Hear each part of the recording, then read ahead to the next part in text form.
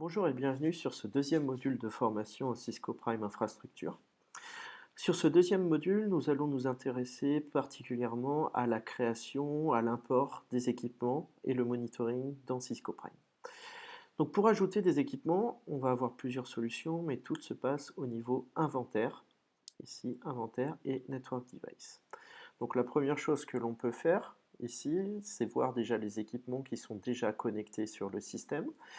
Le device name est enregistré automatiquement dès lors que l'équipement est connecté correctement avec le Cisco Prime. Donc ici, on a le niveau de disponibilité de l'équipement, on a son adresse IP.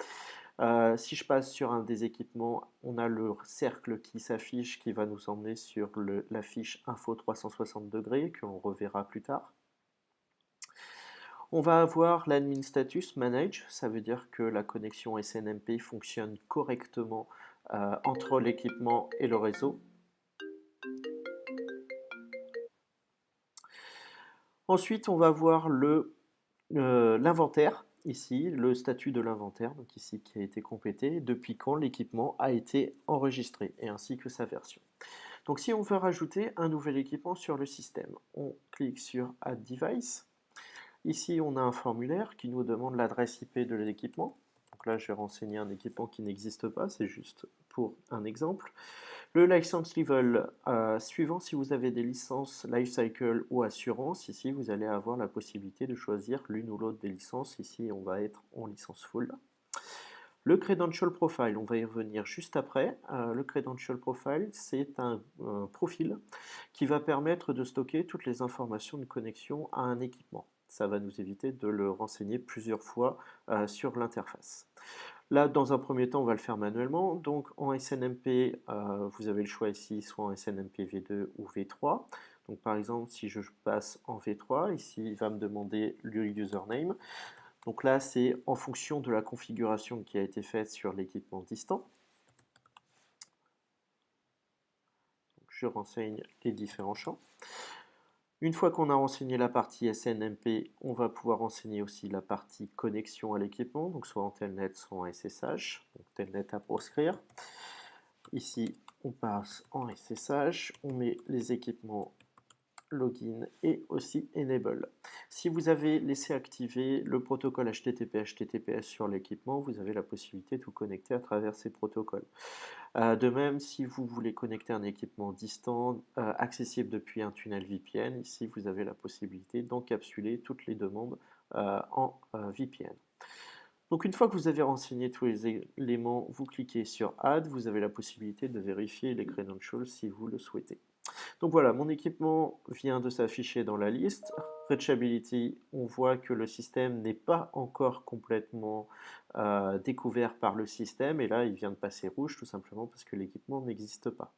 Donc un équipement qui a un problème de connectivité avec le serveur Prime, ici on le voit en Unmanaged, et SNMP Connectivity Failed, ça veut dire que l'équipement n'a pas été mis correctement, les paramètres n'ont pas été mis correctement. Alors, maintenant que notre équipement est renseigné dans la base pour permettre de mieux se retrouver dans tous les équipements, sur la partie gauche de l'interface, vous avez des groupes qui sont faits dans un premier temps par type d'équipement. Donc, routeur, ici j'ai un routeur 1000V sur le système, donc si je clique dessus, on va voir l'équipement qui est renseigné et on va avoir par exemple sur la partie wireless controller le contrôleur virtuel qui est disponible sur la plateforme.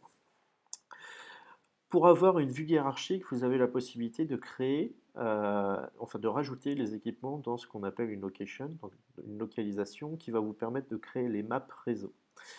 Donc par défaut, vous allez en trouver deux, System Campus et Unassign. Ici, j'en ai créé un troisième qui s'appelle Cloud Branch. Et dans le Cloud Branch, j'ai mes deux équipements qui sont disponibles. Vous avez la possibilité de créer de nouvelles localisations. Donc pour cela, vous cliquez sur la petite cible qui est à côté et vous cliquez sur Add Subgroup.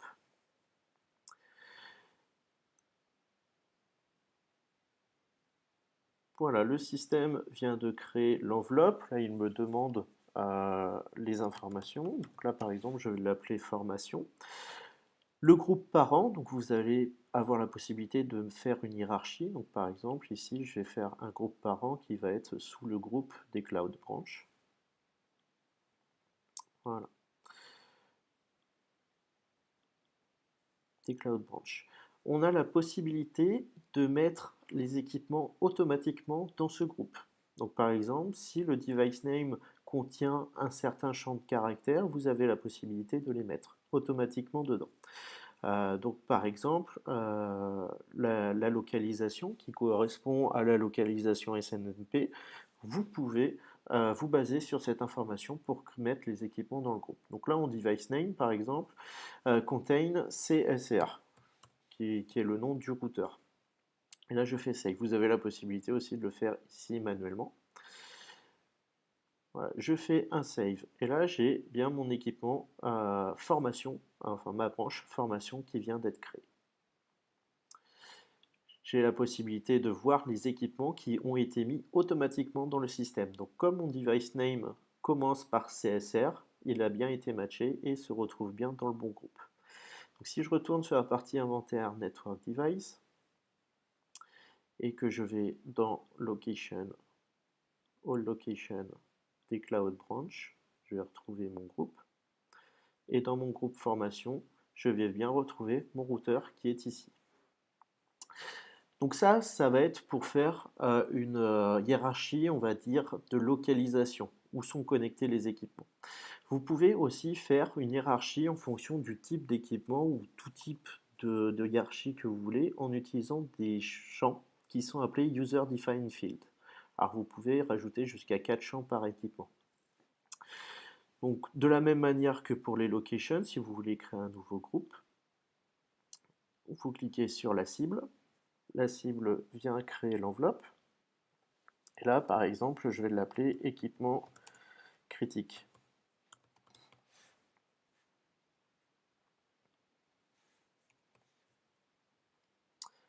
Encore une fois, on peut gérer la partie hiérarchique ici.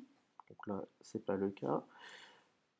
Et là, on va pouvoir aussi mettre les équipements en mode dynamique ou on va pouvoir aussi les mettre en mode manuel dans ce groupe. Donc là, par exemple, j'ai rajouté un équipement. J'ai rajouté mon équipement CSR qui va être dans les équipements critiques. Voilà. Alors, ces informations-là, on le verra sur les modules de rapport, ça va nous permettre de faire des filtres. Si vous voulez avoir, par exemple, un rapport qui vous donne la disponibilité de tous les équipements critiques, au lieu de venir sélectionner à chaque fois tous les équipements critiques, ici, vous avez simplement à faire une requête sur Network Device, User Defined Field et les équipements critiques. Donc là, si je retourne sur User Defined, équipement critique, je retrouve bien mon routeur CSR1. Donc voilà, on a créé notre équipement, on l'a mis dans des groupes pour nous permettre d'aller plus facilement voir les informations. Par contre, on l'a créé manuellement. Donc ça, c'est intéressant quand on a très peu d'équipement. Maintenant, quand on a beaucoup plus d'équipement à découvrir, on veut essayer de le faire dynamiquement. Alors la première chose pour ça à faire, c'est aller dans Inventory et Credential Profile. On en a parlé rapidement juste avant, le Credential Profile. C'est un profil qui va nous permettre de stocker toute la configuration de connexion à un équipement. Par exemple, ici, je vais appeler formation. Je vais renseigner la version, donc cette version-là qui sera commune à tous les équipements sur lesquels je vais me connecter. Donc, par exemple, ici, on va faire du SNMP V2.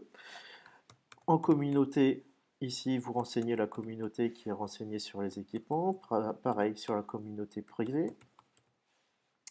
Vous allez pouvoir renseigner la partie connexion à l'équipement. Toujours pareil, l'enable password.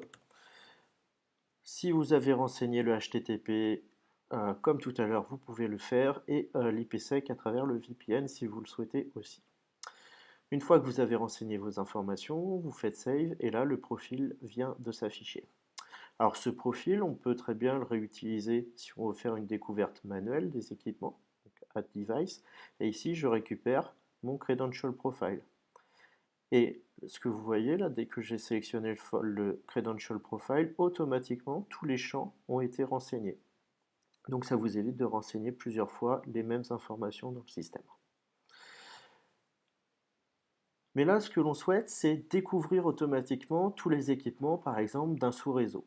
Alors, je vais aller dans Discovery. Sur la partie Discovery, je vais aller dans Discovery Settings. Ici, j'ai déjà un Discovery qui est fait, je vais en créer un nouveau, donc je crée sur New. Et je vais l'appeler, là encore, Formation. Ensuite, pour faire la découverte, le système va se baser sur un équipement, sur le premier équipement qui va être capable de contacter. Alors pour cela, on a différents modes de découverte du premier nœud. Soit on le fait avec un protocole de niveau de type CDP, donc c'est-à-dire que le Cisco Prime va se connecter au premier routeur ou au premier switch. Il va utiliser CDP pour connaître la liste des voisins et de proche en proche, il va se connecter à tous les équipements et dresser la topologie. Donc par exemple, on va le faire en CDP ici. Donc en CDP, je vais activer le CDP. Et ici, il faut que je rajoute ce que le Cisco Prime Infrastructure appelle le seed device. Le seed device, c'est l'équipement principal, le premier où Cisco Prime va aller se connecter.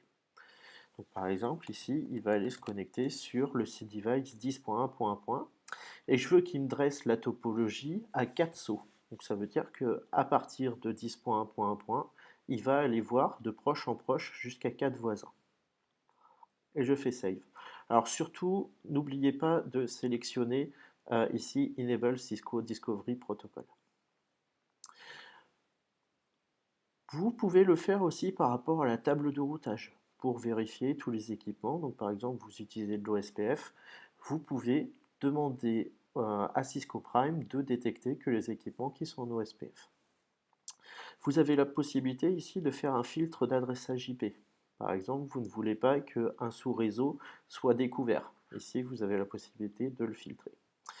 Le credential set. Donc là encore, on peut réutiliser le credential set qu'on a créé précédemment. Donc formation. Et ici, l'adressage IP. Donc c'est l'adressage IP de tous les équipements qui vont être découverts. Donc pour faire des masques, par exemple ici, je veux découvrir tous les équipements qui sont sur le sous-réseau 10.0.0.0/24. Donc ici, je tape 10.0.0. Et le étoile qui va permettre d'adresser les adresses de 1 à 254. Et je fais Save. Toujours ne pas oublier d'activer la case correspondante. Si vous voulez renseigner manuellement le SNMP, vous avez la possibilité de le faire. Ensuite, la dernière information, la Preferred Management IP, c'est l'adresse IP qui sera renseignée dans la base de données. Donc voilà, ici je fais Save et mon profil est créé, mon profil formation. Donc je peux le lancer immédiatement. Donc ici, voilà, je fais un Run Now. Je peux aussi planifier cette découverte. Si vous rajoutez toujours des équipements, vous avez la possibilité de le planifier. Vous pouvez le planifier avec une récurrence et à l'heure que vous le souhaitez. Donc, par exemple, je veux faire une découverte toutes les semaines, le dimanche, et je veux le faire sans fin de date. Et je fais un submit. Voilà. Donc là, ma découverte se fera toutes les semaines le dimanche. Alors, si vous avez fait attention ici, vous avez un pop-up qui vient de s'afficher, alors qui vient de partir. Ce pop-up vous dit qu'un nouveau job a été créé. Alors, pour voir les jobs, on va dans Administration, Jobs, et là, on va voir le statut des découvertes des équipements.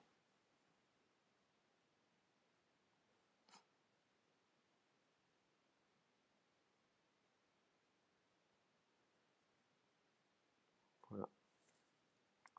Et donc, on voit les différentes découvertes que j'ai demandées. Donc, la première découverte que j'ai demandée ici à 15h16, elle est bien activée. Et j'ai une autre découverte ici qui est en mode Scheduled. Donc, si je sélectionne le job qui est en mode Scheduled, détail, history, je peux voir le nombre de fois que la découverte a été lancée automatiquement et le statut. Si on veut modifier le schedule, ici je clique sur Edit Schedule et je vais pouvoir modifier la récurrence par exemple ou le jour où la découverte est lancée. Une fois que la découverte est terminée, vous allez voir vos équipements qui vont revenir dans Network Device. Et là, vous allez encore une fois pouvoir mettre les équipements dans les groupes, donc soit les locations, soit les user defined groups que vous souhaitez. Voilà pour la partie découverte et adjonction de nouveaux équipements dans Cisco Prime.